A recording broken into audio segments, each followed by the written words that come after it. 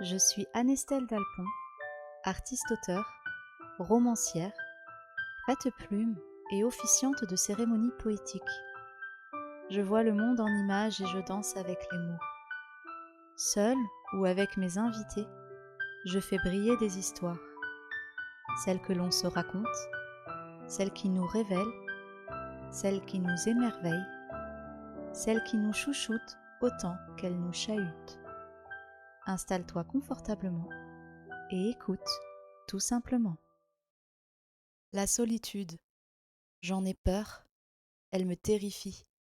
Elle me fait me plier et accepter n'importe quoi, parce que je veux qu'on m'aime. Qu'on m'ignore sans me connaître, peu m'importe. Mais savoir qu'on ne m'apprécie pas alors que je fais tout pour être gentille, sympa, agréable, adaptable, ça me broie les entrailles. Et le pire est arrivé. J'ai offert mon être entier, j'ai abandonné mes nombreuses armures, j'ai osé être moi-même, tout en essayant de ne pas m'imposer, et on m'a tourné le dos. Je n'étais plus intéressante. On m'a dit que j'avais le droit à l'erreur, on m'a menti. Là, j'ai goûté à la solitude la plus profonde, celle qui vient du rejet, celle qui te saute au visage alors que tu croyais que tout allait bien. Cette solitude est apparue comme une sirène. Son chant doux et envoûtant m'a aveuglée. Et quand j'étais assez près, elle m'a mordu et m'a traîné vers le fond. Je me suis débattue. Seule, je me suis noyée dans mes larmes, et quand j'ai cru que c'était terminé, qu'il valait mieux mourir que de revivre ça un jour, j'ai eu le choix. Remonter à la surface et prendre le risque, à découvert, de me faire avoir à nouveau ou disparaître dans les limbes de ma tristesse et de ma rancœur. Je suis ce sapin, seul, en plein hiver, au milieu de terre gelée et recouverte de neige épaisse. La forêt est loin, très loin. Le premier arbre le plus proche, il faut marcher longtemps pour pouvoir le toucher. Mes branches sont fournies, mes aiguilles ont piqué, et j'ai voulu les faire disparaître. Sous le manteau de neige, elles sont lourdes et se fortifient. Je ne suis pas le genre d'arbre dans lequel on grimpe et s'amuse, ni le genre qui donne des fleurs puis des fruits. Je ne perds pas mon feuillage en automne, c'est tous les jours de l'année que je me renouvelle. Mais je porte de grosses pommes de pin dorées. Les gens sont prêts à marcher pour me trouver. Ils repartent avec une pomme de pin dans les mains, pas plus. Et je traverse les saisons et les âges. Je pointe fièrement vers le ciel parce que tout me vient d'en haut. Mes racines plongent dans le monde à l'agonie qui tourne en rond, qui se crée ses propres labyrinthes alors que tout est si simple. Je suis la sagesse, et lorsque tu tombes à genoux, parfois tu me vois. Dans ta solitude, tu ne regardes plus autour, tu regardes en toi, et me voilà. N'aie pas peur d'arpenter des espaces immenses et vides de tout ce à quoi tu t'es accroché.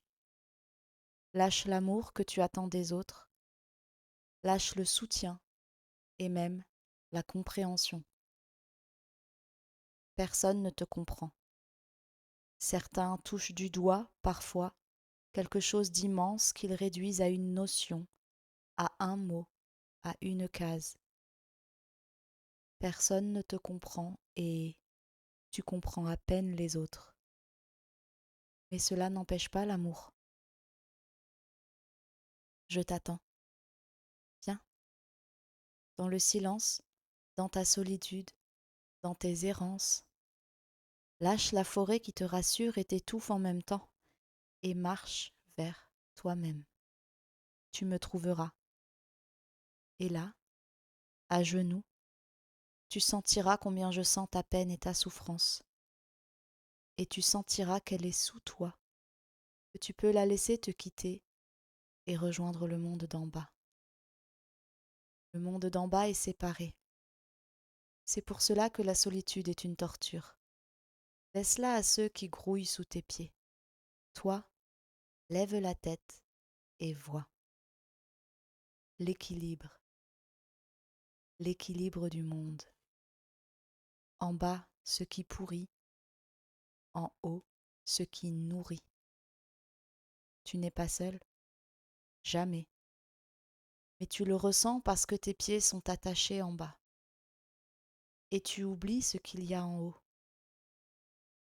Moi, je t'offre un peu de souvenirs et d'équilibre. Mais pour recevoir et accueillir la pomme de pin qui est la tienne, accepte d'être seul en ce monde. Accepte de parler sans qu'on t'écoute. Accepte d'être là sans qu'on te regarde. Accepte qu'on t'ait vu et qu'on se détourne de toi. Accepte d'être mise à l'écart. Accepte de n'appartenir à aucun groupe, de n'avoir aucune famille, de ne faire partie d'aucun clan. Les solitaires, les exclus, les isolés sont ceux qui me trouvent en priorité. Accepte d'être seul pour te rapprocher du chemin où l'union parfaite est un éclat d'aurore qui t'éblouira. Tout lien ici-bas te paraîtra fade et terne à côté.